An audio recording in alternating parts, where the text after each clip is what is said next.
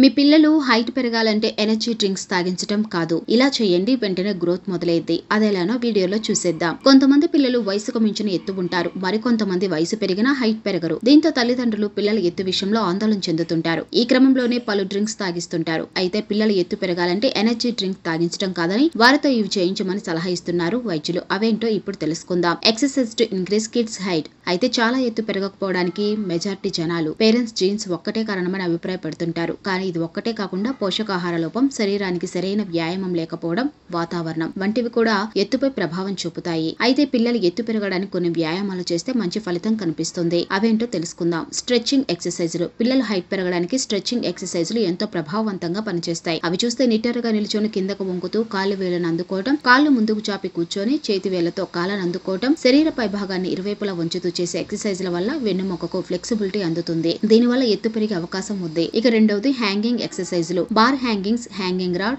Pull-ups, chin ups వంటి ఎక్సర్సైజులు వెన్నుముకను సులభంగా సాగేలా చేస్తాయి. ఈ ఎక్సర్సైజుల ద్వారా వయసు పెరిగే కొద్దీ పిల్లలు ఎత్తు కూడా పెరుగుతారు. అలాగే ఈ ఎక్సర్సైజులు వెన్ను, భుజాల కండరాలకు దృఢత్వాన్ని అందించి ఫిట్ గా మారుస్తాయి. ఇక యోగాసనాలు. కొన్ని రకాల యోగాసనాలు శారీరక దృఢత్వాన్ని పెంచడమే కాదు, పిల్లలు హైట్ పెరగడానికి కూడా సహాయం చేస్తాయి.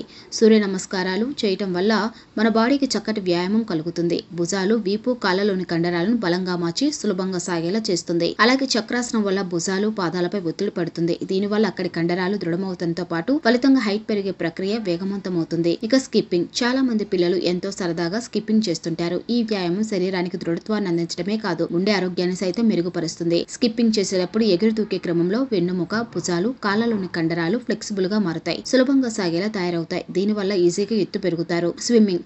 ఈత కొట్టే క్రమంలో మనం శరీరాన్ని ముందుకు సాగిస్తాం. దీనివల్ల వెన్నుముకకు చక్కటి వ్యాయామం అందుతుంది. ఇది కూడా హైట్ పెరిగేందుకు సహాయపడుతుంది. అంతేకాకుండా చక్కటి నిద్ర, సీజనల్ పండ్లు, అన్ని రకాల కాయగూరలు, దుంపలు, ఆకుకూరల వంటి కూడా క్రమం తప్పకుండా తీసుకోవడం వల్ల ఎత్తు పెరిగేలా చేస్తాయి.